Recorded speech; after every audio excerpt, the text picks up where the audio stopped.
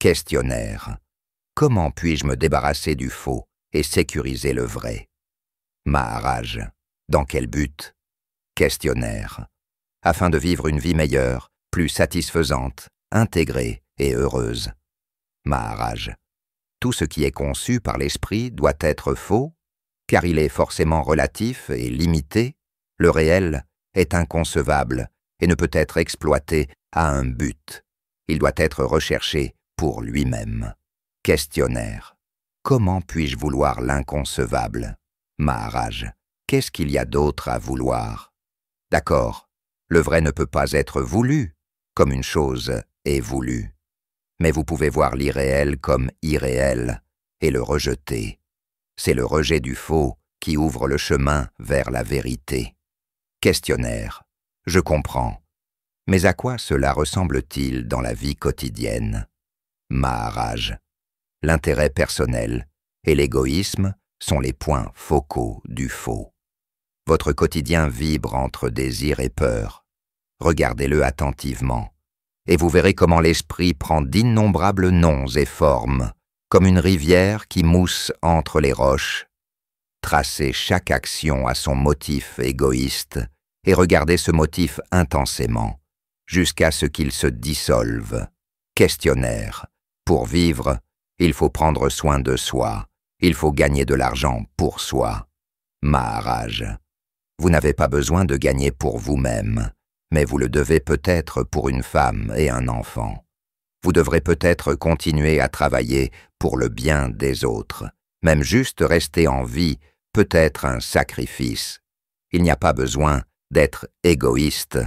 Jetez tous les motifs de vous-même dès qu'ils sont vus, et vous n'avez pas besoin de chercher la vérité. La vérité vous trouvera. Questionnaire. Il y a un minimum de besoins. Maharaj. N'ont-ils pas été fournis depuis votre conception? Renoncez à la servitude de l'inquiétude de soi, et soyez ce que vous êtes. Intelligence et amour en action. Questionnaire. Mais il faut survivre? Maharaj.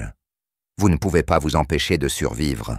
Le vrai vous est éternel, et au-delà de la naissance et de la mort. Et le corps survivra aussi longtemps qu'il sera nécessaire. Ce n'est pas important qu'il vive longtemps. Une vie pleine vaut mieux qu'une longue vie. Questionnaire. Qui peut dire ce qu'est une vie pleine? Ça dépend de mon origine culturelle. Maharaj. Si vous cherchez la réalité, vous devez vous libérer de tous les milieux, de toutes les cultures, de tous les schémas de pensée et de sentiments. Même l'idée d'être un homme ou une femme, ou même un humain, devrait être écartée. L'océan de la vie contient tout, pas seulement les humains. Alors, tout d'abord, abandonnez toute auto-identification. Arrêtez de vous penser comme tel ou tel, ainsi ou ainsi, ceci ou cela. Abandonnez toute préoccupation personnelle. Ne vous inquiétez pas de votre bien-être, matériel ou spirituel. Abandonnez tout désir, grossier ou subtil. Arrêtez de penser à la réalisation de toutes sortes. Vous êtes complet ici et maintenant. Vous n'avez absolument besoin de rien.